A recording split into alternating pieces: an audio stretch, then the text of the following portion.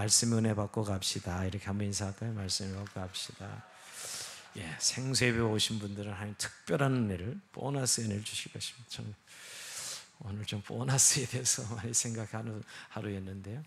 은혜도 다 같이 받는 거지만 또 보너스를 받는 분들이 있다. 하나님과 나만의 관계 안에서 그런 묵상을 좀 많이 했습니다. 여러분, 사도행전은 사실 실제 오늘 우리 시대의 교회 시대에 계속 이어지는 스토리다. 그러니까 우리가 사도행전적 교회, 사도행전의 삶을 늘 삼하고 있지 않습니까? 근데 왠지 성경 이야기는 그냥 옛날 2000년 전 이야기고 오늘 또 우리 이야기가 새로운 이야기가 아니라 사실 사도행전 29장 30장을 열어보면 저와 여러분의 이야기, 주양원교회 이야기가 기록되어 있다는 거예요. 주님 앞에 가면 다 기록되어 있을 것입니다. 우리가 그런 의미에서 좀 이 본문을 옛날 2000년 전 이야기가 오늘의 이야기로, 또 바울이라는 인물을 그저 한 위대한 위인전의 그저 위인의 한 인물로가 아니라 오늘 나의 모습 속에서 또 우리의 모습 속에서 바울을 찾아가는 그런 시간들이 되기 원합니다. 자, 오늘 이제 지명이 나오면 벌써 재미없어요. 딱 떠오르지 않으니까. 여러분, 근데 오늘 3차 여행이 종결되거든요. 드디어 가이사랴에까지 도착해서 예루살렘 올라가거든요. 가이사랴 예루살렘 아주 가까워요. 그러니까 이제 3차 여행이 종결되는데, 제가 3차 여행 시작되는 부분을 잘 모르는 분들이 의외로 많다. 그러면서 제가 강의한 그 기억이 납니까? 어디죠? 사도행전 18장 22절 한번 아마 체크해 본 적 있어요. 사도행전 18장 22절에 보면 거기서 바로 2차에서 3차로 넘어가요. 2차 여행에 3차 여행으로. 1차, 2차는 1차 갔다 왔다 한참 쉬다 그 다음에 2차 가기 때문에 금방 알아요. 어디서 끝나고 어디 시작인지. 근데 2차, 3차는 쉬지 않고 바로 연결되기 때문에 못 찾아내는 분들 의외로 많다고 제가 그때 이야기를 했어요. 18장 21절, 23절에 자, 가이사랴 왔다 안디옥으로 내려가서 돌아왔죠. 안디옥 내려와서 얼마 있다가 떠나 갈라디아 부르기아 땅을 차례로 다니며 모든 제자를 굳건하게 하니라. 자, 바울이 1차 선교 여행 때 갔던 지역을 이제 돌아보는 것이죠. 자, 한번 이 3차 선교 여행 그림을 한번 봅시다, 여기. 자, 3차 선교 여행이 지금 요 18장 23절이 시작되었는데, 여기 보면은 안디옥이 출발해서 에베소, 드로아, 빌립보로 갔다가 다시 돌아와서 아소, 미들렘에 지금 어디 있는 거예요? 우리 지난주에 밀레도로 온 거죠. 올 때는 에베소를 안 들렸어요, 그죠? 갈 때는 에베소에서 무려 2년 6개월을 머물렀어요, 바울이, 그죠? 사실 3차 선교여행은 에베소 선교여행이다 할 정도로 에베소에서 무려 2년 6개월이나 머물렀잖아요. 그래서 근데 돌아올 때는 에베소를 안 가요. 또 시간이 걸리고 붙잡힐 것 같아서. 그래서 밀레도에 가가지고 밀레도에서 장로들을 청하여 지난주 20장 내내 이 20장 내내 20장 내내죠. 20장 내내 에베소 교회 장로들에게 설교하는 긴 고별 설교를 우리가 묵상했어요. 고별 설교를 통해서 바울의 신앙과 위대한 선교의 정신을 우리가 배웠죠. 자, 그래서 오늘 이야기는 이제 1절, 2절, 3절 이렇게 쭉 보면 우리가 그들을 작별하고 배를 타고 바로 고스로 가서, 고스 보이죠? 고스. 한국에 합니다. 고스. 지난주 밀레에서 배 타고 고스로 간 거예요. 지금 다 배로 움직이는 겁니다. 고스에 가서 그다음에 어디로 갔다가 로도로 갑니다. 그 밑에 로도 나오죠? 배 타고 로도로 갔다가 배 타고 그다음에 어디 바다로로 가는데, 바다로. 그 밑에 바다라는 데도 역시 항구 도시. 바다로 거기서 머물러서 이제 두루로 가는 것이죠. 자, 여기서 그러니까 길을 보면 고스, 로도, 바다라. 그다음에 이 바다에서 베니갱 배를 갈아탑니다. 그래서 구부로서 맨 정박, 이 섬을 정박하지 아니하고 왼편 비켜서 논수도으로 두로까지 가는 거예요. 배를 길게 타고 두로까지. 이제 안디옥 교회 예루살렘으로 돌아오는 거죠, 이 두로가, 여러분. 자, 여기까지 우리가 오늘 이제 오늘 두로에서 이제 이 상륙하여서 두로에서 7일 동안을 머물러요. 두로에서 7일 동안을 머물릅니다. 자, 이들과 이제 7일간 교제. 자, 요 정도 봤으니까 쭉 갔다가 돌아왔다가 다시 돌아오는 길이에요. 자, 근데 오늘 이제 두로에서 오늘 일정을 이야기하면 그 다음이 어디죠? 한번 다시 올려줘 볼래? 한번 미리 후반부에 볼 거지만 다시 한번 올려줘 볼래? 여기 두로 돌레마이에 들렸다가 가이사로 가는 거죠. 그죠? 그 다음에 예루살렘 가는 거죠. 자, 오늘 그래서 사실 두로에서 7일간 머물고 돌레마이를 거쳐서 그 다음에 가이사에 가는 것이죠. 그죠?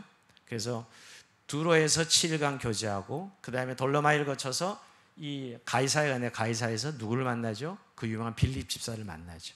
그래서 오늘 이야기가 지도상에서 딱 생각하면서 오늘 이야기를 들으면 이 이야기가 이루어지는 것입니다.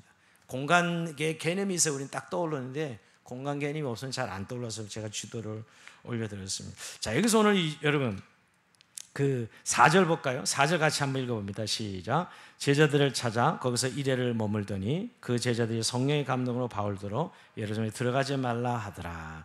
여기 여러분 이 본문을 보면서 뭔가 느낌이 와요. 지금 무려 7일 정도 일주일 동안 교제예요. 두로는 바울이 개척한 교회도 아니고 아는 성도들도 아닙니다. 두로는 특별한 인연이 없어요. 그런데 오늘 두로 지역 성도들과 교류하다가 두로 성도들이 계시를 받아, 성령의 계시를. 어떤 계시를 받죠? 예루살렘에 도착하면 바울이 환난과 결박을 당한다는 것을 계시를 받아. 그 계시를 받고 주님의 뜻을 알게 됐을 때 어떻게 이야기합니까? 바울 선생님이요, 가면 안 됩니다. 예루살렘 올라가면 환난과 결박이 기다리는데 올라가시면 안 됩니다. 이들을 말리죠, 여러분. 자, 그런데 여러분 참 여기서 근데 바울은 예루살렘에 올라가는 것이 성령님의 뜻이기 때문에 그 뜻을 믿고 이 공고를 받아들이지 않고 여행을 계속합니다. 근데 바울이 두로를 떠날 때 두로의 성도들이 모든 가족들을 이끌고 두로 성막 바닷가에 나와서 바울을 전송하죠. 자, 5절 볼까요? 여러 날을 지내는 우리가 떠나갈새 그들이 다 그 처자 함께 성문 밖까지 전송하거늘 우리가 바닷가에서 무릎을 꿇어 기도하고 6절 같이 읽어봅시다. 시작. 서로 작별한 후 우린 배에 오르고 그들은 집으로 돌아가니라. 아멘. 여러분 이거 좀 그냥 지나칠 수 없는 본문이죠. 일주일 교제했는데 이렇게 성도들이 바울의 애틋한 마음, 인간적인 염려 때문에 하나님 뜻을 알면서도 가지 말라 이렇게 이야기하고 모든 가족들이 바다까지 나와가지고 전송하죠. 이 장면 어디가 연상되죠? 에베소 장로들과 헤어질 때도 그렇게 헤어졌잖아요. 같이 무릎 꿇고 울면서 결국 어쩔 수 보내는, 분명히 예루살렘에 올라가면 환난과 결박이 기다린다는 사실을 알고 있었기 때문에 다들 눈물로 교제 이렇게 떠나보내는 것을 보게 됩니다. 오늘 여기도 눈물로 전송을 하지요. 일주일 만에 이렇게 관계가 친밀해질 수 있을까 하는 생각을 해봅니다. 오늘 이렇게 바울을 굳고 예루살렘에 올라가는 것을 말리는 것이나, 여러분 뭐 아무 관계가 없으면 뭐 말릴 이유가 뭐 있어요? 아무 관계가 없다면. 그러나 사랑하기 때문에 예루살렘에 가면 어려움이 있을 텐데 가지 말았으면 좋겠습니다. 이렇게 말리는 것이나, 또 이렇게 전송 나와서 이렇게 바닥에서 이렇게 눈물로 헤어지는 거 보면 참 바울을 얼마나 존경했는가, 얼마나 마음에 두었는가를 볼 수 있습니다. 사실 뭐 인척도 아니고 전에 본 일도 없는 사도지만은 이들이 그리스도 예수 안에서 복음 안에서 만났기에 그 어떤 사랑보다 끈끈해요. 저는 한번 묻고 싶어요. 우리가 정말 우리가 뭐 가족으로 이어지는 사랑, 뭐 혈연적인 사랑, 이건 뭐 하나님이 본래적으로 주신 우리의 사랑이죠. 그다음에 우리가 이제 믿음으로 공동체에서, 교회 공동체에서 만나는 우리 그리스도인들 간의 사랑, 한 공동체 안에 서로 사랑한 사랑, 또 복음의 교제를 나누는 선교제나 선교사님들이나 선교지에서 성도들이나 이렇게 교류하는 이런 사랑. 여러분 우리가 이런 사랑을 비교할 때요, 어느 사랑이 정말 가장 깊을까요? 뭐 어느 것이 더 낫고 이런 의미보다는 오늘 저는 이 장면을 보면서 참, 복음 안에서 일주일 동안 교류하면서 이런 뜨겁고 끈끈한 사랑을 하는 관계가 바로 그리스도인들이구나 하는 것이에요.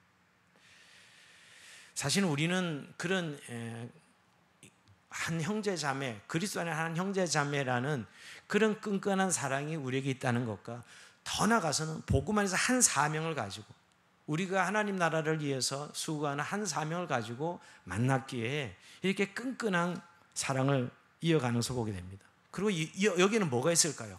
말씀으로 끌어주고 이끌어주고, 말씀을 가르치고 배우고, 또 서로 중보 기도하며 서로를 위해서 기도하는 이런 사랑이죠. 단순한 사랑이 아니에요.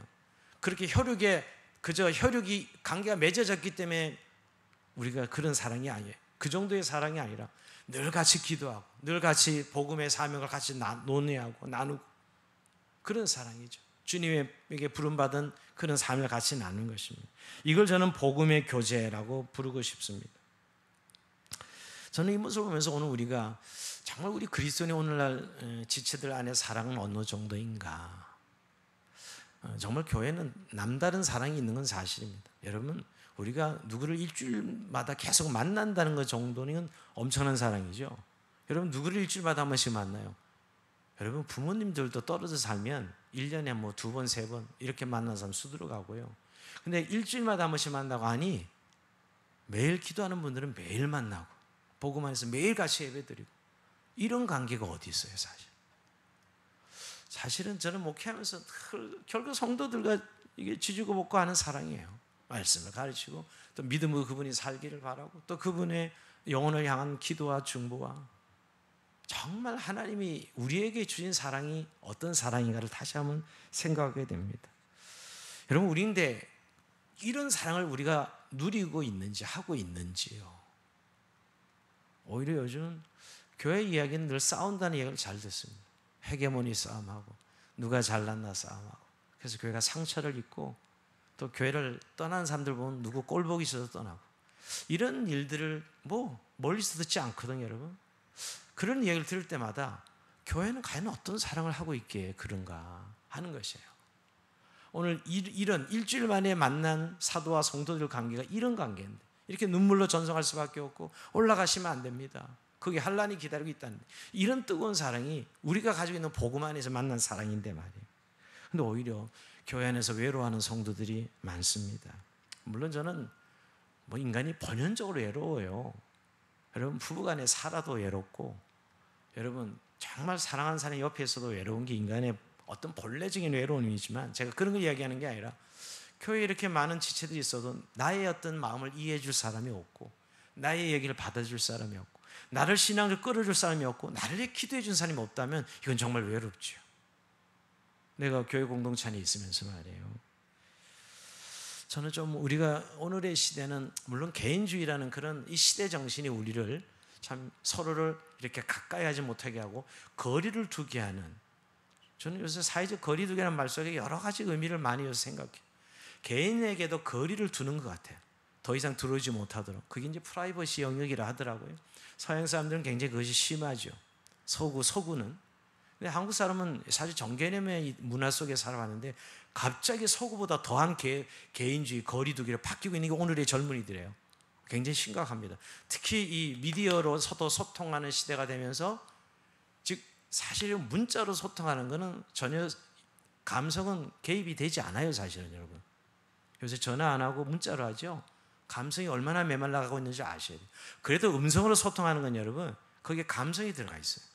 근데 문자로 하면서 점점 사람들이 그 정이 메말라가고 있어요. 근데 이것은 교회 현상도 동일해요. 그래서 다들 외롭다니까요. 누굴 원하면서도 거부해. 원하면서도 거부하고 서로 외로움을 유지하고 있어. 이게 오늘 시대 정신이에요. 근데 교회는 그래서는 안 된다는 거예요. 왜 교회가 모여야 되고 왜 대면해야 되고, 저는 바로 이 성도의 사랑이 그런 사랑이기 때문이죠.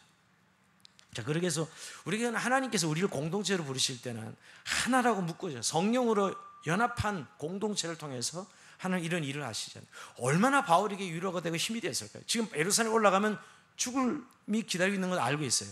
그러나 저는 바울은 행복했으리라 생각합니다. 왜? 이런 성도들이 염려해주고 있고 걱정해주고 있고 올라가지 말라고, 물론 이건 인간적인 거지만 이러는 성도가 있는 한 죽을 가치가 있다고 저는 생각이 듭니다.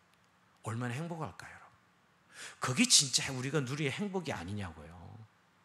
우린 자꾸 뭔가 거리를 둬서 불편하지 않고 배려하는 의미에서 거리를 두고 그래서 좀 편하자는 게 지금 현대인들이에요. 근데 그 편안 때문에 얼마나 외로움을 견뎌야 되는데, 그 편안함 때문에요. 저는 오늘 바울이 이렇게 만나서 저는 죽어도 난 연이 없다 이런 마음을 가졌을 거예요. 제가 바울이라도 이런 성도들이 있는 한 내가 주님의 뜻 가운데 올라간다면 이들이 기도하고 있고 이들이 염려해주고 있고 말이에요. 이게 그리스도의 사랑이죠, 여러분. 근데 저는 요즘 우리에게 이 교제의 문제를 해결하려면 좀 진실성을 회복해야 돼. 진실성. 너무 우리는 지금 진실성이 결여된 단어, 언어, 또 진실성이 결여된 만남들을 너무 오랫동안 하고 있어요. 제가 이 말은 진실성이라는 게 뭐냐면 상대방을 내가 오늘 온전히 받아들이는 거죠. 근데 상대는 하는데 안 받아들여. 교류는 하는데 안 받아들여. 그런 자세, 이게 진실성이 없는 거죠. 그러니까 늘 같이 해요. 근데 관계는 안 일어나. 왜? 진실이 빠지면 관계해도 교제는 일어나지 않습니다. 이걸 우리가 교회들이 회복해야 돼요. 그 진실성은 여러분 우리가 주님의 말씀의 기초로 서로 만나고 있고 주님의 사명대로 엮어져 있고 주님의 공동체로 엮어져 있는 거예요. 지금 필요 때문에 만나는 게 아니라니까요. 수다 떨려고 만나는 게 아니라고. 우리 외로우니까 네가 필요해 이런 만남이 아니라 우리가 그리스도 안에서 당신과 나가 하나님 주의 몸됨으로 엮어져 있어서 우리가 부르심이 같고 우리의 사명이 같고 우리가 한 몸 주님의 몸이기 때문에 이런 진실성이 있어야 이게 교류가 있고 관계가 이루어지죠. 정말 바울이 말한 내가 빌립보 교회들에게 내가 복음이 처음 시작한 날부터 주님 오실 때까지 이루어질 줄 믿노라. 복음의 교제가 시작된 날부터 반드시 이루어질 것을 믿는 그런 교제죠. 여러분 빌립보 교회 떠난 지 언젠데 바울이 그런 말을 해요. 떠났는데도 여러분 왜? 지금도 여전히 복음의 교제가 일어나고 있으니까 바울과 빌립보 교회가 그런 교제가 진짜 주님의 교제예요. 제가 말한 진실성은 그건 인간적인 어떤 의미보다는 이런 영적 진실성이에요. 근데 우리는 필요할 땐 뭐 친하고 내가 뭐 같이 활동을 하고 이런 것들로는 친해요. 근데 여러분 만약에 그것이 없어지는 때 다 떠나가 관계가 없어져 버리잖아요. 뭔가 틀어졌다가 이러면. 그러나 주님 때문에 맺어진 관계는 여전히 사명이 갖고 여전히 주의 교회를 세우고 영혼을 향한 뜨거운 마음을 가지고 활동하고 세우고 이런 마음이 교제라면 떨어질 수 없죠. 그럼 바울의 교제는 인간적으로 각신한 이런 교제가 아니었어요. 오늘 여기서 이 교제가 정말 성령의 교제요, 복음 안의 교제였어요. 이런 것이 정말 교회요. 또 세상이 정말 부러워하고 세상에서는 볼 수 없는 그런 이 교제가 바로 이 교제죠. 교회 이걸 회복해야 됩니다. 야, 세상은 참 이 교회는 알 수 없는 교제가 있더라. 정말 뗄 수 없는 이런 교제가 있더라. 이렇게 인식할 수 있다. 그래서 주님이 너희가 서로 사랑하라. 내가 너희를 사랑한 것 같이 너희 서로 사랑하라. 이런 교회죠. 자, 그런 의미에서 오늘 저는 이 본문을 보면서 다시 한번 주님, 우리 안에 이런 교제가 회복되고 내 안에 그런 진실성, 그러니까 내 필요에 의해서 이루어지는 교제가 아니라 주님이 나를 교회로 부르시고 그 성도 안에서 만들어진 교제권을 회복하게 하여 주옵소서. 제가 생각해 보니 여러분 저도 벌써 사역한 지가 30년이 넘어가는데 보니 떨어져 있고 오래 만나지 않았지만 여전히 복음 안에 교제가 되고 있더라고요.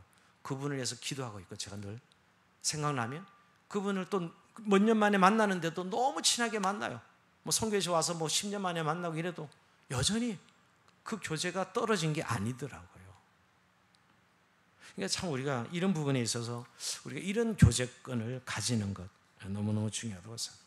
자, 두 번째로 여러분, 이제 두로를 떠나서 바울 일행이 어디 가죠? 돌레마이를 거쳐서 가이사랴에 머뭅니다. 자, 이 가이사랴에서 어느 집에 머물죠? 빌립이 초청을 해요. 야, 이게 빌립이 나옵니다. 자, 여기는 이 빌립은 사도 빌립이 아니에요. 7 집사 중에 빌립 집사가 있었죠. 여기 빌립은 7 집사 빌립이 임명 받았잖아요. 초대교회. 여러분 그 문제가 일어나서 근데 여러분 빌립이 언제 사라지죠? 이 사도행전에 스데반이 돌로 맞아서 순교한 다음에 극심한 핍박이 일어나니까 다 도망가잖아요. 그래서 여러분 빌립이 어디로 도망가요? 살아남으려고 사마리아로 도망가죠. 사마리아에 가서 복음 전해 빌립이요. 그리고 나서 8장에 가보면 이디오페 네시에게 복음 전하는 것이 빌립이 끝이에요. 더 이상 나오지 않아요. 이 빌립 집사가. 그러니까 7장에 빌립 집사 임명되고 스데반의 극심한 이 핍박이 일어나자 사마리아로 가서 복음 전하고 전하는 게 뭐 도망가서 흩어진 거지 뭐. 흩어지니까 결국 복음 전하게 되는 거고. 그 다음에 에디오페 네시에게 복음을 전하고 그에 나타나지 않았어요. 근데 오늘 21장이 지금 여기에 오늘 가이사랴 가보니까 빌립이 거기 살고 있는 거예요. 빌립이 거기 살고 있는 거예요. 드디어 이 바울과 만납니다. 20여 년 만에 만남이에요. 여러분 지금 이 스데반을 누가 돌로 쳐주는 누가 앞장선 거예요? 이 바울입니다. 바울이 스데반 죽이는 앞장선 바리새인 율법학자 아니었어요. 그래서 여러분 바울이 자기를 살인자요 포행자요 하는 것은 그 사실인 거예요. 겸손하게 말하는 게 아니라 스데반 죽이는 이유에 자기가 앞장선 사람이니까 여러분. 그것 때문에 빌립은 도망갔거든요 여러분. 그래서 지금 가이사랴에 20년 정착해서 살고 있는 예루살렘 못 돌아가고. 근데 지금 20년 만에 이 한 사람이 회개하고 회심해서 사도가 돼가지고 만남을 가지고 있는 거예요. 어마어마한 이야기죠 여러분.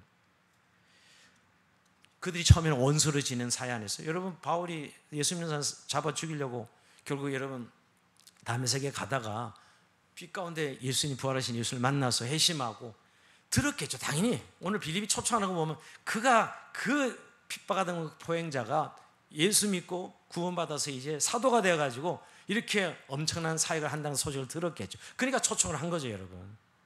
근데 20년 만에 그들을 만났으니 얼마나 감회가 있을까요? 야, 지난날 세월을 돌아보면서 하나님의 선하신 섭리와 인도하심을 감격스럽게 회상했을 것이에요. 저는 이 모습이 지금 여러분은 어떻게 보면 너무너무 이렇게 생각이 감동적인 거예요. 야, 빌립과 사도 바울이 만났다. 처음에는 이 사도 바울의 이 핍박 때문에 도망쳐야만 했던 이 빌립이었는데 이들이 20년 만에 이렇게 복음 안에서 만났다. 아마 지난 20년의 이야기를 당신은 이래서 사도로 뭐 1차, 2차, 3차 선교 여행한 이런 이야기를 했을 것이고요. 또 빌립은 빌립대로 가이사랴 지역에 남아서 복음 전도의 삶을 어떻게 살았는지, 내가 예루살렘께서 초대 집사로 임명받았다가 이제 이 가이사랴 지방에 핍박을 흩어져서 이쪽에 와서 사역을 어떻게 했는지 아마 긴 이야기의 꽃을 피웠을 것입니다. 주님으로 인해서, 사역으로 인해서 말이에요. 제가 왜 이야기 오늘인데 제가 이제 나이가 좀 드는가 봐요. 제가 이제 나이가 지난번에 뭐 결혼식 할 때도 옛날 교인들 막 20, 30년 만에 만나고 제가 교인들 뭐 장례식 때도 그러긴 했지만 옛날 사람들 만나고 또 옛날 사람들이 몇십 년 만에 문자로 목사님 뭐 큰딸이 시집 갔다면서요 뭐 이렇게 문자가 오고 이래요. 그럴 때 그 사람과 20년, 10년 전에 30년 전에 같이 신앙생활을 했는데 지금 그 사람의 모습이 어떤 모습인지, 나는 지금 어떤 모습인지 자연스럽죠, 여러분. 자연스럽게 그런 교제가 일어나요, 여러분. 제가 이제 나이가 들어서 그런지 몰라도 여러분.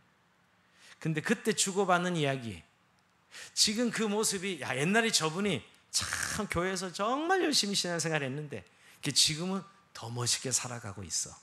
자, 이런 이야기를 하면 너무 행복하고 정말 뿌듯하죠. 또 나도 참 이렇게 복음 안에서 산다는 게 너무 행복하고요. 이렇게 늙는다는 게 너무 행복해요, 저는 사실은. 만나면 항상 그때나 지금이나 변함없이 불어권 선교 비전과 하나님의 나라를 위해서 여전히 지금 달려가고 있기에 늘 그런 어떤 교제를 하면 뿌듯한 거예요. 이러다가 주님 만나면 또 하늘나라에서 저분을 만나겠구나 하는 생각을 해봅니다.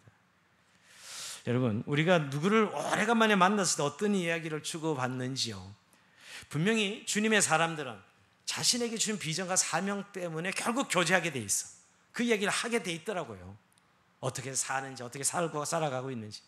여전히 이 나이 돼도 비전 이야기, 여전히 이 나이 돼도 하나님이 받은 소명을 이야기해. 그러면서 참 감사하죠, 여러분. 이렇게 살면 우리의 노년, 여러분 아직 뭐 노년은 멀었다 생각하지 몰라도 곧 옵니다. 예. 우리 차한번 권사님한테 여쭤보세요. 어떻게 나이가 86세가 되셨냐 물어보면 눈 2번 깜박깜박하니까 86세가 됐다 그러시다. 예. 아무것도 아닙니다, 인생 사실. 저도 요즘 맨날 젊은 목사가 엊그제예요. 제가 젊은 목사 소리 듣기 싫어가지고 맨날 권사님 나만 만나면 젊은 목사님. 아니, 담임 목사를 왜 젊은 목사를 불러? 그냥 담임 목사님 하면 될걸. 옛날 우리 권사님들 늘 그랬어요. 우리 초기에 권사님이 꽤 많았거든요. 다른 교회 권사하다 우리 교회 초창기 멤버로 온 분이 꽤 많았어요. 한 7, 8분 계셨어요. 개차 가서 1년, 2년. 그때 늘 젊은 목사예요, 제가. 젊은 목사. 근데 지금 어느새 그 세리 30년이 지났습니다. 엊그제도 뭐 아닌 것 같이 엊그제가 기억하면 바로지. 근데 여러분, 제 얘기를 하면 우리의 노년에 만나서 어떤 이야기를 하는가 보면요, 뭐 자식새끼 자랑하고 뭐 집 한 채 있고 에휴, 그런 이야기요 참 허망할 일 짝이 없습니다. 그렇게 나이 들어가가지고 만나서 맨날 뭐 내 자식이 어떻게 됐고 뭐 집이 좋고 뭐 여행이나 어디 다니고 뭐 그냥 할 수는 있는 이야기로 생각합니다. 제가 그게 나쁘다는 이야기가 아니에요. 뭐 외국 여행 가는 게 그저 이야기 주제가 그거밖에 할 게 없어. 그럼 참 예수 믿는 사람으로서 여러분 인생 참 그래요. 제가 오늘 이 두 사람의 만남을 보면서 어떤 이야기를 했을까? 얼마나 감격스러웠을까? 그리고 더 감격은 우리가 하늘나라에 주님을 만났을 때, 주님, 내가 내 평생 주님 은혜 주셔서 이렇게 교회를 섬기고 평생 믿음으로 달려와서 주님을 만났습니다. 할 이야기 너무 많을걸요. 주님을 만나면. 그러지 않아요, 우리 인생이. 물론 인생이란 게 뭐 아름다운 것만 있는 것도 아니고 우리가 실수도 하고 넘어지기도 하고 뭐 여러 가지 부정적인 모습도 있긴 하지만 결국 하나님이 주신 소명을 따라 쭉 갈 수밖에 없는. 그래서 이 두 사람의 만남이 저는 오늘 특별하게 보이더라고요. 참 하나님 나를 일이 부족한데도 이렇게 쓰셨다고 이런 이야기들 할 거예요. 참 나는 하나님 앞에 참 늘 이 별로 온전하지도 못하고 늘 부족한데도 하나님 나를 쓰셨다고 이런 이야기 하겠지, 여러분. 오늘 빌립과의 이 사도 바울의 만남이 그런 만남이 아니었을까? 여러분, 나중에 오래간만에 누군가 만났을 때 우리가 이런 뿌듯한 만남들, 이런 성령 안의 교제가 되기를 바라요. 그렇게 하려면 여러분, 사명을 놓치고 살면 안 돼요. 부르심을 놓치고 살면 안 돼요. 사람은 결국은 하나님이 이 땅에 두신 것은, 아까도 그렇게 기도하신, 우리가 이 땅에 두신 것은 하나님의 소명 때문에 우리가 여기 사는 것이거든요. 안 그러면 천국 가는 게 제일 좋죠. 뭐가 이 세상이 그렇게 좋아요? 뭐 조금 편하게 사는 거, 뭐 돈 좀 많이 가지고 있으면 좀, 그거 뭐 편하게 하고 좋은 것이긴 건 분명하지만 우리가 천국에 비교하면 아무것도 아니죠. 영원한 완전한 천국에 비하면 뭐 게임도 안 되는. 그런데도 우리가 이 땅에 두신 것은, 그럼에도 자기 택한 이 땅에 두신 것은 바로 우리의 삶에 목적이 있고 비전이 있고 꿈이 있기에 우리를 두신 거 아니냐고요. 우리가 누구를 만나서 이런 교류가 있었으면 좋겠어요. 그래서 제가 지난번에 뭐 결혼했을 때 몇 분을 한 20여 년 만나면서, 그때 우리 총각 전도사님 총각 전도사 참 그 얘기 듣기 민망하다. 총각 전도사님 때 제가 뭐 붕붕 날아다녔대나, 뭐 설교하실 때는 뭐 보통 다른 설교 분량의 3배를 전도사님이 설교하셨다고. 얼마나 말이 빠른지. 지금도 여전히 빨라요, 제가. 그렇죠? 근데 참 그 시간에 이렇게 쫙 필름이 지나가는 순간 그런 얘기 하니까 필름이 쫙 지나가더라고요. 내가 헛되지 않게 살았구나. 하나님 앞에 이런 사역을 그래도 계속해서 나누고, 누구든지 만나면 다시 부르권의 이야기를 하고 선교의 비전들을 나누고 이런 거죠. 참 여러분, 그렇게 복된 노년이 되기를 바라요. 복된 노년, 근데 그때 이루어지는 게 아니라 매일 일상을 어떻게 살아가느냐에 따라 그 복된 노년이 만들어지는 것이죠. 뭘 위해 살아갔느냐. 아까 말했던 집 한 채 위해서 사는 삶이라면 별로 이야기할 게 없습니다. 집 한 채만 이야기할 겁니다. 그래서 통장에 여유 있는 노후 자금만 위해 살아갔다면 그거밖에 이야기할 게 없을 겁니다, 여러분. 그거는 부수저 주님께 주실 축복이고, 정말 내 삶에 나를 통해 뭔가 하나님이 나를 통해 일하셨다는 것을 느끼려면 그저 사명 붙들고 가는 거예요. 내게 주는 공동체, 내게 주는 교회, 내게 주는 가정, 내게 주는 일거리, 이것들이 비전이 되고 사명이 될 때 절대 아깝지 않는 그런 내 인생의 과정들을 서로 나눌 수 있을 것입니다. 저는 오늘 이 두로와의 교제에서도 그렇고, 오늘 이 가이사랴에서의 교제에서도 그런 장면이 크게 오늘 보이는 그런 내용이었습니다. 자, 근데 여기서 문제 제기. 근데 오늘 두로에서도 그렇고 가이사랴에서도 계속 간청해, 가지 말라고 만류하는 이들. 분명히 이들도 기도를 많이 하고 성령 충만한 성도들인데 하나님의 뜻을 알고 있어요. 알아요. 예루살렘 올라가면 결박당하고 환난당하는 거 알고 있는데 다들 말려, 가지 말라고. 그래서 바울이 굉장히 힘들어하는 장면을 보게 됩니다. 그거 여러분, 이 말을 계속 할 때마다 뭘 연상시키는 거예요? 바울에게 당신 가면 죽어요. 당신 가면 정말 엄청 극심한 환난이 있어요. 바울 너무 힘들었을 것 같아. 왜 말리는 거예요? 가면 당신 어려움을 당하고 고난당하고 죽을지도 모르니까 가지 말라고 하니, 그 사랑은 너무 고맙지만 이미 하나님께서 내가 심령의 매임을 받아 예루살렘으로 간다 그랬잖아요. 그 심령의 매임을 받아, 성령의 매임을 받아 예루살렘 올라간다는 것은 이미 하나님 뜻이 자기가 떨어졌기 때문에 그건 너무나 분명한 건데, 안 그래도 좀 힘들어 죽겠는데 자꾸 가지 말라니 진짜 가면 죽나 보다, 이런 생각이 안 들었겠어요? 왜 하나님이 자꾸 이렇게 가는 곳마다 만류하게 만들었을까요? 하나님의 뜻이 아니기 때문에? 아니죠. 여러분, 분명히 바울은 성령의 매임을 받아서 예루살렘 올라간다는 하나님의 뜻을 분명히 받습니다. 어떤 학자들은 뭐 가끔 이 하나님의 뜻이 아니기 때문에 이렇게 성도들도 성령 충만하고 기도해서 예루살렘 올라가면 어려움을 당하게 가지 말라고 하는 이 만류도 이들도 하나님 뜻을 따라 가지 말라고 했을 텐데 바울이 만류하고 갔다, 이렇게 해석하는 사람도 가끔 내가 얘기 들어본 적도 있어요. 내가 그건 해석 잘못하고 있는 거예요. 이들도 하나님 뜻을 알긴 알았지만, 여러분 앞에 있는 바울을 보니 가면 죽을 수도 있는데 어떻게 가라 그래?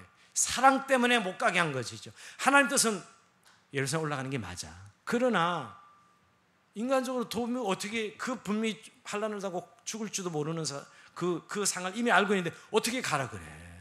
인간적으로 그럴 수 없죠. 이건 인간적인 마음이에요. 예, 그를 너무 사랑하기 때문에. 이건 하나님의 뜻을 몰라서가 아니라 이런 상황에서 일어날 수밖에 없는 일이에요. 근데 하나님은 왜 이렇게 가는 곳마다 이렇게, 여러분 밀레도에서 그랬지, 지금 두로에서 그랬지, 가이사랴에서 그랬지, 가는 곳마다 이런 얘기를 들으니 바울이 뭐가 준비되었을까요? 이런 과정을 거쳐서 자기 고난에 대한 깊은 이해와 묵상을 하도록 만드시는 거예요. 바울이 여러분 예루살렘 어떠네요? 결국 갇히잖아요. 뭐 죽을 만큼 두드려 맞기도 하고 갇히자 죄수로. 이미 그 고난에 대한 준비 작업을 시키고 있는 거예요, 하나님께서. 그 과정들을 통해서 바울로 자기 고난을 준비하도록. 여러분, 고난을 준비한다는 거 굉장히 중요합니다. 우리가 인생을 살아가면서 어떤 고난을 받아야 할 수 있어요. 질병도 있을 수도 있고 정말 경제적 어려움을 당할 수도 있고 어떤 사람이 큰 배신을 당할 수도 있고. 그런데 항상 여러분들 당할 수 있다는 사실을 늘 묵상해야 돼요. 나는 그런 일 없어. 나는 좋은 일만 있을 거야. 그건 예수 믿는 사람들의 태도가 아니에요. 오늘 이렇게 결국 고난을 계속 준비시킵니다. 이 뜨거운 사랑으로 가지 말라는 만류하는 것을 통해서 이 결국 바울 마음속에 고난을 준비시키는 거죠. 그래서 실제로 바울이 고난을 당했을 때는 별로 힘들지 않았어요. 왜? 이미 준비되었기 때문에. 성도들의 사랑의 만류로 계속 준비했던 것이죠. 내 고난에 대한 깊이를 이해하고 내 고난에 대한 정당성을 이해했을 것입니다. 복음을 위해서 내가 이런 고난을 받을 것이다. 그 긴 준비의 시간을 통해 하나님께서 바울을 단단하게 만드시기 위해서 이런 과정을 거치게 하시는 거예요. 여러분들도 그게 있어요. 그런 경고, 그런 만남, 그런 이해를 통해서 여러분 마음 안에 고난을 준비하게 하셔서 그 고난을 맞이할 땐 별로 힘들지 않아도 사실 여러분 고난 그 자체가 힘든 게 아니고 마음이 힘든 거예요. 마음이 무너지는 거예요. 고난이 올 때. 마음이 안 무너지면 그 고난이 힘든 거 아닙니다. 사실은. 여러분 실제는 마음이 무너지는 고난이 가장 큰 고난이에요. 환경으로 오는 건 여러분 만약 뭐 내가 충분히 언제든지 와 이렇게 많이 준비되어 있다면 그 별로 큰 고난은 아닙니다. 사실은. 근데 나는 그런 일은 없을 거야 이렇게 준비했는데 확 고난이 오면서 그냥 다 확 무너뜨리는 거죠. 그게 진짜 고난이라니까요. 그래서 하나님 오늘 이렇게 준비시키신 거예요. 근데 여기서 한 가지 우리가 참 너무너무 은혜가 되는 것은 바울이 흔들리지 않아. 흔들릴 법 하잖아요. 이렇게 말리면 그래 맞아. 이 청도들이 이렇게 말리니 안 가는 것이 하나님의 뜻인가? 얼마든지 이렇게 해석할 수 있죠. 그잖아요 여러분. 이렇게 울면서 가지 말라 그러는데 가면 죽을지도 모른다 그러는데 이렇게 말리면 그래 이들도 성령님에 의해서 이렇게 나를 말리니 내가 그만 여기서 뭐 주고 안 가야지 이 생각할 수 있잖아요. 아니에요 여러분? 네, 이거는 하나님 뜻이 아니야. 바울에게 하나님께서 주신 것은 예루살렘에 가는 게 하나님의 뜻이었거든. 이건 분명한 것이에요. 이들의 사랑으로 나를 말리고 있지만 결국 가야 되는 그 확신은 흔들리지 않습니다. 이게 중요해요. 이제 사역자가 되고 우리가 믿음으로 사는 것은 여러분 아무리 인간적으로 사랑해서 그러더라도 하나님 뜻에 대해서는 흔들리면 안 돼. 근데 그때 흔들려요 우리가 보통. 그래서 바울도 오늘 왜 나를 울어 마음을 상하게 하느냐. 이 바울이 솔직한 심령. 왜 울어서 내 마음을 상하게 하는 거야? 13절에 말이에요. 울지 마. 내 마음 나 자꾸 약해져. 솔직한 마음이 나 약해져. 여러분 누가 고난을 좋아해? 누가 죽는다 그러는데 가고 싶어 하는 사람이 어디 있어요? 그런데 오늘 바울이 이런 마음을 가지고 바울이 흔들리지 않습니다. 참 저는 참 바울은 오늘 예루살렘에서 죽을 것도 각오하였노라 이렇게 대답하죠. 내가 예루살렘 죽을 것도 각오하였노라 13절에 말이에요. 이게 바울의 태도입니다. 결국 바울은 죽기를 각오했어요. 즉 이렇게 성도들이 만류해도 바울은 요동하지 않았습니다. 제가 여기서 다시 한번 저 자신을 좀 봤어요. 내가 이렇다면 너무너무 흔들렸을 것 같아요. 저는 굉장히 좀 약한 그런 부분에 너무 약해. 모질지 못해. 한번 방향을 정했으면 하나님 뜻이라면 그냥 가야 되는 건데 사람들이 뭐라 그러면 자꾸 흔들흔들하는 그런 스타일이 있잖아요. 여러분 우리가 주님을 위해서 열심히 하기로 했는데 하자마자 뭐가 어려운 일 닥쳐. 흔들립니다 여러분. 아니 내가 주님을 이렇게 살려고 결정까지 하고 이렇게 헌신하는데 막 일이 안 되고 막 흔들려. 아닌가비요. 이러면서 다시 후퇴하는 분들 많이 봐요. 주님의 교회 열심히 봉사하다가 뭐 별거 아니네 그러면서 다시 옛날로 돌아가는 사람 많아요. 그러니까 뜻을 정한 건 아니야. 상황 속에 열심히 하게 돼서 하게 된 역할이 그래서 하게 됐는데 그 다음에 어려움이 와요. 즉 그 사람을 하나님이 단련시키는 거죠. 그럼 그때 처음 주신 은혜도 가야 되는데 그걸 스탑해버려. 봉사를 스탑하고 섬김을 스탑해버려. 이게 하나님의 주신 마음 흔들리는 거죠. 예, 해보니까 시간이 너무 아까워. 봉사하다 보니 해보니까 내가 너무 출혈이 심해. 그래서 결국 그걸 쓰다고 돌이키는 거예요. 근데 여러분 한 번 하나님이 이렇게 우리 은혜로 부르실 때는 그 과정을 통해 하나님의 뜻이 분명히 있어서 부르신 것이거든요. 이때 바울처럼 흔들리지 말아요. 아무리 옆에서 어쩌고 저 인간적으로 뭐 성도들은 다 좋은 말 해줍니다. 다 변명을 해줘요. 근데 하나님의 뜻이 중요해. 정말 하나님 여기 있으라 그랬으면 있어야 되는 거예요. 아무리 성도들 옆에서 어쩌고 저쩌고 뭐 그 얼굴 위에서 위로해주는 말을 해도 그건 소용이 없어. 하나님 앞에서 내가 뜻을 받은 것을 향해서 가야 돼. 내가 맡은 사명이 그러면 아무리 옆에서 어쩌고 저쩌고 해도 가야 되는 거예요. 그게 오늘 이 바울처럼 말이에요. 여러분, 오늘 많은 분들이 많이 불안해해요. 저는 교회 다니는 우리 성도님들에게 제일 좀 마음이 안타까운 것은 왜 지금 흔들리고 불안하지? 예수 믿으면서. 여러분, 그게 제일 목사로서는 제일 안타깝습니다. 성도들이 기도할 때마다 뭐 좀 약하고 못하고 이런 건 저는 크게 뭐 그럴 수 있죠. 근데 늘 불안해. 자기 미래에 대해서 불안하고 또 어떤 일이 있을까 봐 불안해하고. 근데 그건 여러분 정말 주님에 대한 신뢰와 믿음이 없는 거예요. 그래서 이렇게 자기 준 사명에 충실하지 못해요. 그러니까 상황만 늘 보는 거예요. 좋을 때 좀 섬기고 일하는 건 누가 못해요. 그런 상황이 돼서 어떤 관계가 만들어져서. 그게 아니고 정말 하나님 내게 주신 은혜, 내 사명이 여기 있기 때문에 가야 되는 건데 흔들리는 거죠. 저는 바울에게 불안해하지 않고 이렇게 죽기를 각오하고 간다는 이 바울의 고백 속에 바울이 가지고 있는 하나님의 뜻에 대한 분명한 확신 말입니다. 주님을 따르겠다 할 때는 사람을 의지하는 게 아니거든요. 하나님만 의지하는 거예요. 사람을 의지하는 게 아니야. 목사를 의지하는 것도 아니고 여러분 옆에 사람 의지하는 것도 아니야. 그래야 정말 어떤 고난이 어떤 것이 와든 흔들리지 않는 거예요. 예수 잘 믿는 것 같은데 너무 온질 속에 있었던 거예요. 사람들이 잘해주고 목사가 잘해주고 그래도 어려우니까 확 무너져. 이건 주님을 신뢰한 게 아니에요. 목사는 그걸 대신해 주는 사람이 아닙니다. 성도는 그걸 대신해 주는 사람이 아니에요. 그때 흔들리면 안 돼. 하나님 뜻이 분명한데 말이에요. 하나님 뜻대로 가야지. 사람을 의지하면 늘 불안합니다. 여러분, 목사 의지하면 늘 불안해요. 뭐 목사 해줄 수 있는 게 뭐가 있어요? 그저 친절한 말씀 가르쳐 인도는 해줘도 여러분 인생에 있어서 목사님 아무 힘도 안 되네. 예, 그런 생각 드는 거 맞아요. 물론 목사가 기도하고 중보 기도하고 늘 목사로서 할 역할은 하지만 어려움이 오면 아무도 나를 도와줄 수 없는 것 같은 불안함이 와요. 그게 우리의 고난입니다. 그때 하나님 뜻을 따라가는 성도 흔들리지 않는다 이 말이에요. 오늘 이 바울이 예루살렘 가면 죽는데 이렇게 만류하는데 얼마나 사실 흔들릴 수 있는 그런 상황입니까? 그래도 바울은 흔들리지 않고 그 길을 간다는 것이에요. 여러분, 하나님의 뜻이라면 인간적인 계산 따르지 않고 순종하기로 결정하는 거, 이게 정말 믿음의 사람이 해야 될 일이에요. 그래야 그 믿음 진짜 인정받고요, 마지막 순간에 영광스러운 멸류관을 쓰는 겁니다. 그러나 교회를 열심히 다니고 신앙생활을 해도 늘 사람 눈 의식하면서 하나님 뜻보다는 늘 사람의 어떤 환경에 이런 것에 섰던 분들은 결국 남는 게 없다니까요. 나중에 가보면. 왜? 교회에서 흔들리거든요. 여러분, 내가 이렇게 신앙생활 오래 했는데 여전히 흔들려.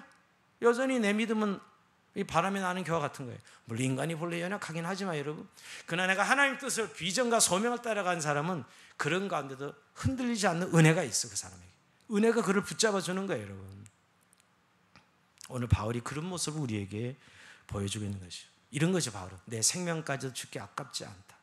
내가 주님에게 은혜를 받고 사랑과 생명을 얻는, 내가 주님을 위해서 내 목숨을 바치는 것 전혀 아깝지 않아. 여러분, 그때부터 바울 안에 있는 마음의 평안이 얼마나 엄청났을까요? 그 평안만입니다. 여러분 몇 번 경험해 보셨을 거예요. 내가 죽어도 좋아 이랬을 때 그 좋음을 기억해 보세요. 그거지.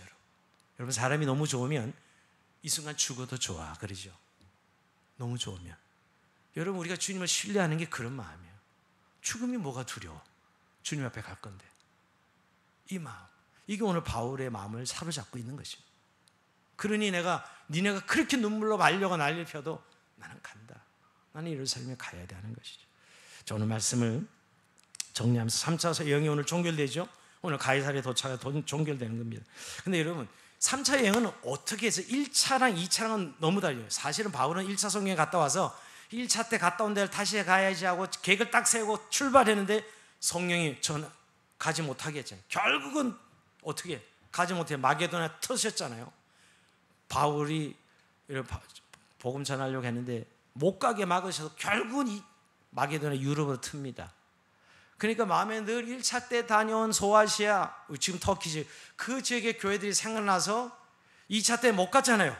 성령님 때문에 어쩔 수 없이 길을 틀어가지고, 그러니까 3차 행이 시작된 거거든요. 그래서 주로 중심이 소아시아 에베소 교회였어요. 에베소 교회가 그 근처가 소아시아 7교회, 여러분 요한계시록 2장 3장에는 7교회가 다 그 에베소 교회 주변에 있는 교회를 말하는 거예요. 정말 우리가 안디옥 교회가 복음의 전초 기지라고 생각한다면 복음 전도 전한 후의 전초 기지는 에베소예요. 그 정도로 멋있는 사역을 오늘 3차 성경 때 감당한 것입니다. 그리고 이제 바울의 성숙도를 볼 수 있어. 뭐가 보여? 2차 성경 때 자기 계획한 대로 그냥 고집 피워서 무조건 소아시아로 고 한번 뜻을 정하면 바울은 바꿀 줄 몰라. 근데 하나님이 아니야 계속 그런데도 계속 소아시아로 두드려 맞고 결국 한상 보고 결국 틀잖아요. 그런 바울이었는데 오늘 이 예루살렘이 가면 죽을지도 모른다는 이 사실을 분명히 알고도 바울은 갑니다. 저는 이제 바울이 더 이상 자기 고집과 자기 계획에 의해 살아가는 사람이 아니라는 걸 말해줘요. 그러니까 2차 성경 여행 때와는 너무 다른 바울의 성숙도를 봅니다.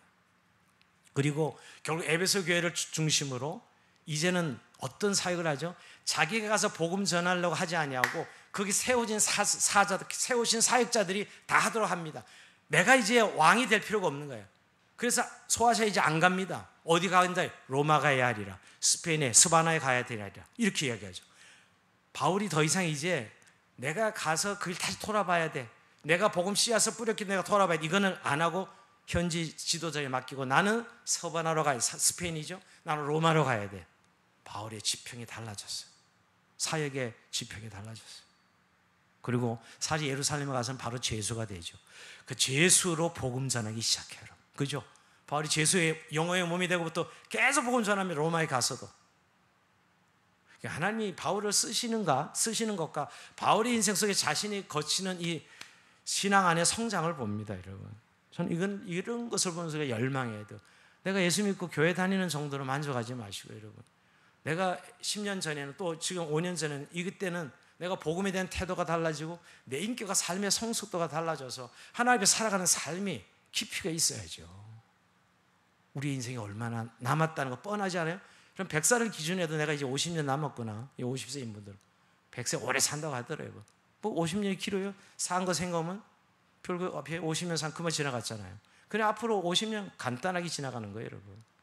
그렇다면 오늘 우리가 이 모습, 바울의 모습, 바울도 그런 거예요, 여러분. 결국 나중에 순교로 끝을 맺는 하나님께 온전한 번제물이 되는 그런 바울의 삶을 보면서 여러분, 우리가 지금 우리 시대는 주님을 위해 살고 주님의 나라를 위해 산다는 말이 거창한 구호처럼 또는 뭔가 우리의 삶과 이질감을 느끼는 것처럼 들리는 분들이 많아요.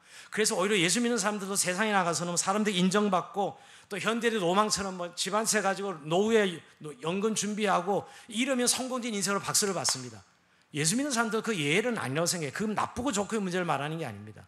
그러나 여러분, 우리 삶의 목표와 로망은 그것은 아니에요. 오늘 우리가 바울의 삶에서 볼 수 있듯이 우리는 주님과 그의 나를 위해 살아가는 게 가장 영광스럽고 우리가 가지고 있는 면류관과 영광성은 거기에 있는 것이죠. 만약 우리 하나님의 백성이 아니라면 뭐 그거야 뭐 생각할 필요도 없는 것이죠. 하나님의 백성이 아니라면. 제 말은 오늘 우리가 예수 믿는 사람은 유별나게 사는 건 아니지만 남다르게 살아가는 우리의 삶의 목적과 목표가 다르기 때문에 그래서 오늘날 주님을 위해 산다는 말이 좀 약간 종교적인 용어로만 주님의 나라를 산다는 말이 그저 어떤 교회 안에서 쓰는 용어가 아니라 내 삶의 본질적인 용어가 되어 있어야 되지 않느냐 말이에요. 내 안에. 그래야 내 삶이 오늘도 그 역동적인 힘이 있고요. 오늘 하루 살아내는 힘이, 오늘 하루도 여러분 산다는 힘이 말이에요. 왜 나를 깨어 있어야 되면 내가 왜 삶에 하나님 앞에 늘 성령 인도를 받느냐? 내 본질의 삶의 목표가 주님과 그의 나라를 위해 살아가는 삶이기 때문이죠. 그러나 뭐 좀 만약 현대에 살아가는 사람들처럼 좀 고난 없고 좀 약간 돈 좀 벌고 뭐 그런 대로 내가 좀 자식들 잘 되고 만약 이런 세속적인 가치의 기준으로 내 인생을 만약 그 목표로 산다면 내게 무엇이 남겠어요, 여러분? 제 말은 이렇게 이야기하면 뭐 꼭 비극적이 되고 고난을 많이 받아야 되고 이런 이야기를 하는 게 아닙니다, 여러분. 이 시대는 지금 바울의 시대는 이런 고난의 현장이 있지만 오늘 우리 시대는 이런 고난의 현장은 아니죠, 여러분. 그러나 여러분 여전히 지금도 우리의 삶에 너는 무엇을 향해 달려가고 있고 무엇을 위해 오늘 우리가 살아가고 있느냐라는 라는 것이. 그리고 그것 때문에 오늘 바울처럼 이렇게 신앙의 성숙이 이루어지고 삶의 진전이 이루어지고 인격이 변화되고 이런 것을 경험하고 있느냐는 것이죠. 여러분, 우리가 그야말로 목표가 잘 먹고 잘 사는 거라면 굳이 우리가 뭐 이런 내용들을 묵상할 이유는 하나도 없지. 오늘 이 사도행전을 통해서 우리 주님께서 오늘도 우리가 말씀은 바울이라는 한 인물이 결국은 특별한 인물이라서 기록된 것이 아니라 모든 그리스도인이 가는 길이라는 것이에요. 바울이니까 이런 사람은 다 그렇게 살았겠지 뭐. 아니요. 우리가 어떤 직업을, 어떤 삶의 현장에 있든 어떤 상황을 만나고 있든 간에 결국 인생의 끝에 주님을 만날 그 시간을 생각한다면 적어도 우리에게 이 부르심과 이 비전을 향해서 여전히 달려가는.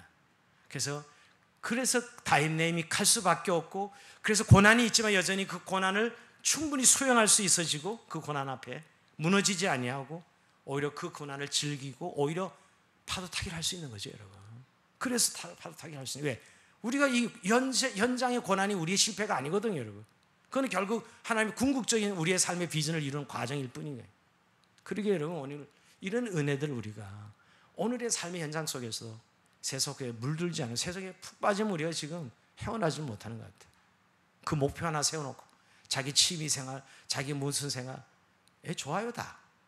그러나 여러분, 오늘 우리에게 계신 이 부르심이 그 안에 계속 달려가고 있는지를 날마다 점검하면서 달려가는 그런 저와 여러분의 삶이 되길 주의 이름으로 축원드립니다. 자, 우리 찬송하면서 주 앞에 기도하시는